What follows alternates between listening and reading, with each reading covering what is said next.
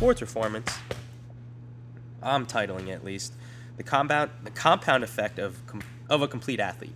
The compound effect of a complete athlete for at least preseason training and what ideally is peaking, right? Because if you're going to train smart, you're not just going to go ham all the time in the gym like we've alluded to. As an athlete, you're working towards a very specific goal or a very specific set of goals. And one of them, as far as off-season training, is not only to, address your weaknesses, heal injuries, and increase strength and speed, but most importantly, power output. It's really to get you ready for the season. And if it's properly planned, you're going to peak. You're going to go into the season with such a great off-season that you're way better than you were the season before, right? Whether that's 4, 8, 12, 16 weeks of an off-season or even longer, right? Multiple sports athletes may not ever really truly have an off-season except for the summer. But, yeah, there's a lot of thought, planning, and on top of that, the hard work and consistency that's put into it from both, your trainers, coaches, and then yourself as the athlete. So I speak about the compound effect as far as this whole thing is concerned because, what's so common that we see all the time?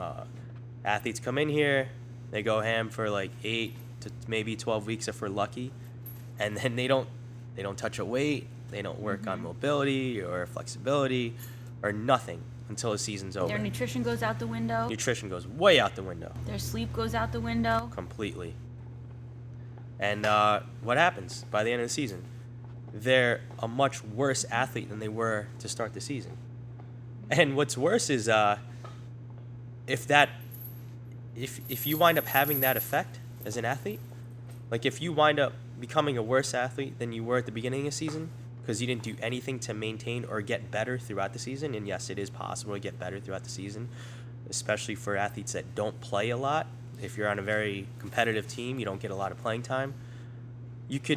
That gives you more leeway to lift heavier throughout the season and to go harder in the weight room and in your conditioning throughout the season. So anyway, back to the compound effect. Everything you do in the off season, every habit that you have to make yourself better, which we've alluded to in the first episode, everything you do adds up, and it makes you better and better and better every time you do it, right? So if your nutrition's constantly on point, that adds up in the long run. If your sleep is constantly good and efficient, you're not just laying in bed with your eyes open, you're actually getting a full 8 hours of sleep, then that adds up in the long run. If you're training your aerobic system and then your anaerobic system after your aerobic system is developed, that adds up in the end. If you're putting yourself through some sort of progressive overload as far as lifting, that adds up in the end. But once the season starts and you stop doing all that, it all goes to shit and it's gone. So you need to be able to maintain or improve that during the season. And there's no point in really doing all of that if you're just going to have this central nervous system dump right before the season starts, because so many people are so concerned with their 1RM numbers that, which honestly, testing your 1RMs as an athlete is pretty contradictory of what you're trying to achieve as a sport, but that's a whole nother topic.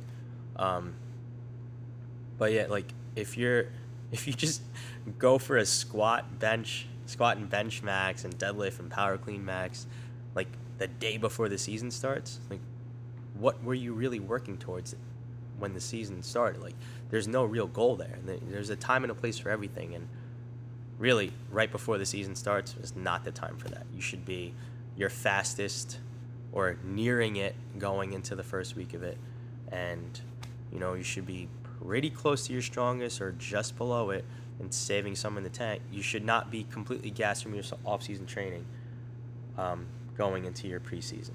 And you should be carrying those same habits into the season as you had during your off season or your summer workouts or whatever the case, right? Absolutely. Everything should be about consistency and structure. right? And everything comes down to what are you creating for yourself? What do you have in regards to your brain-based habits? And we talk about that, and we've spoken about that many times, is what habits are you practicing on a daily basis